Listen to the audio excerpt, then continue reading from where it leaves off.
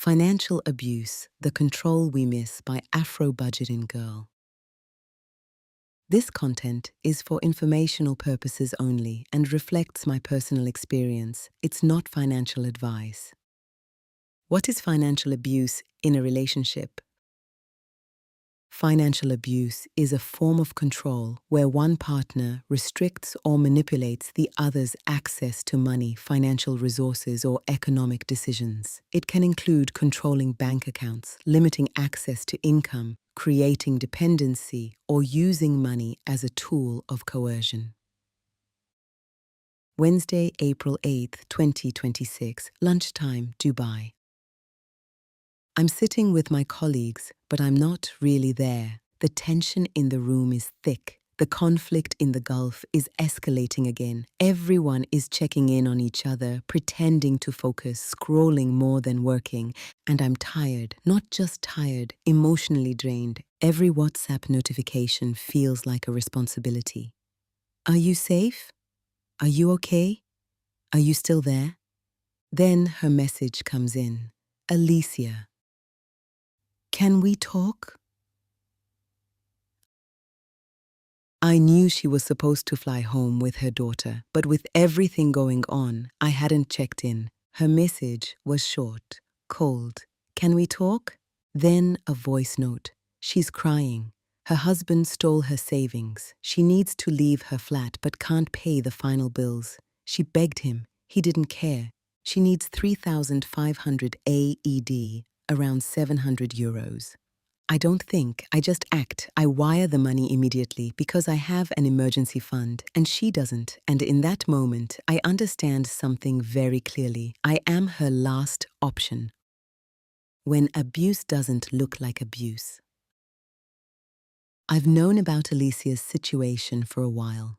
The cheating, the stress, the constant fights over money, her child struggling to get basic things like food without tension. She thought marriage would protect her. Instead, it drained her financially, emotionally, completely. She even lost a property in the process. At some point, I told her, this is financial abuse. She paused, then she said, no, abuse is physical. And this is where we need to pause as women because this belief is costing us more than we think. What is financial abuse, really? Let's call it what it is. Financial abuse in relationships is not just about money. It's about control disguised as responsibility. It's when access becomes permission, support becomes leverage, partnership becomes dependency. It can look like a partner controlling all bank accounts, monitoring or questioning every expense, refusing access to money, blocking employment or income, creating financial dependency, stealing savings. This is also known as financial control arrow when your access to money is restricted.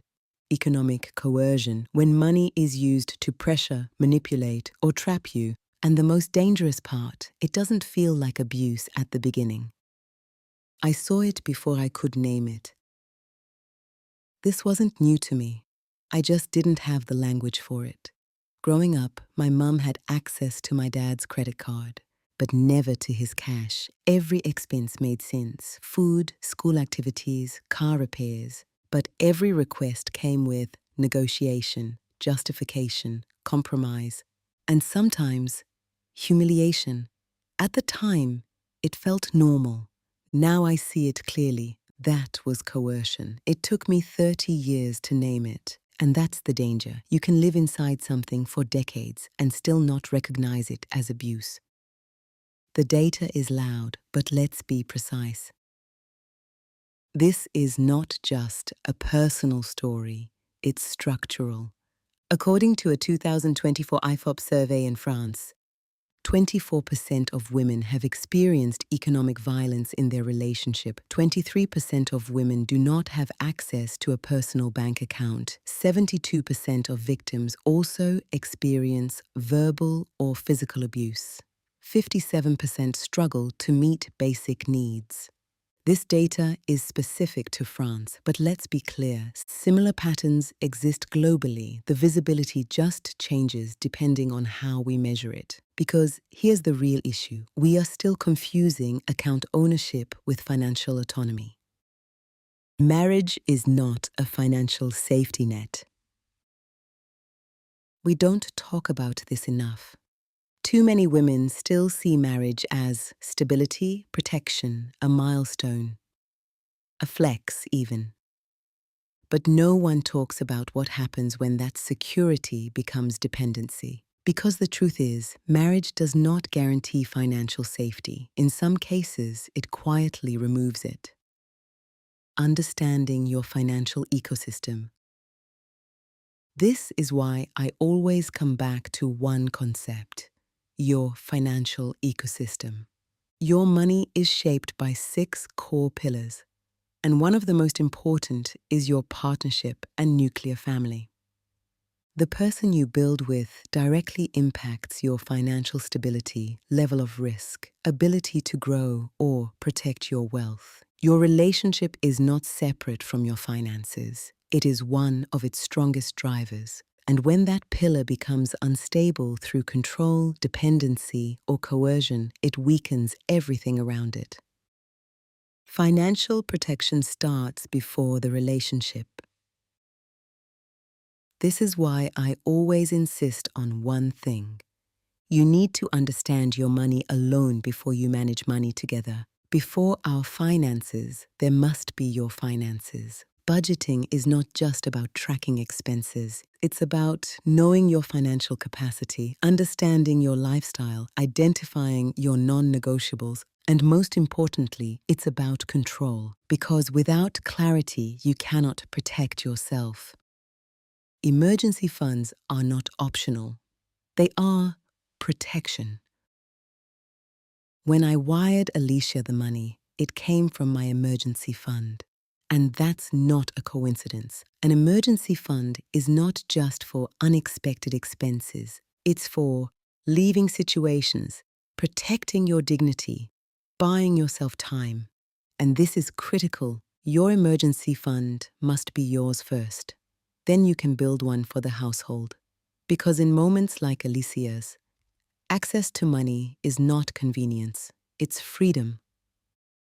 We are still avoiding money conversations. And this is where it often starts: silence. 75% of people say financial compatibility is essential, yet 41% wait until engagement or marriage to discuss money. And 1 in 3 couples say money is their biggest stressor. We are entering commitments without financial clarity. How financial abuse actually builds. It doesn't start with control. It starts with trust. Then, let me handle the finances. It's easier this way. I earn more anyway. And slowly you lose visibility, access, independence, until one day you realize leaving is not just emotional, it's financial. Why this conversation matters. In my 200 questions for budgeting with purpose practical guide, I dedicated an entire section to financial abuse. Because we cannot afford to ignore this anymore. Naming things matters, because once you see it, you cannot unsee it. Recognizing the signs of financial abuse. Ask yourself honestly, do I have access to money, or do I ask for it? Can I make financial decisions independently? Am I being monitored, questioned, or restricted? Would I be financially able to leave if I had to? Because this is the real question. Do you have control or just permission? You are not alone.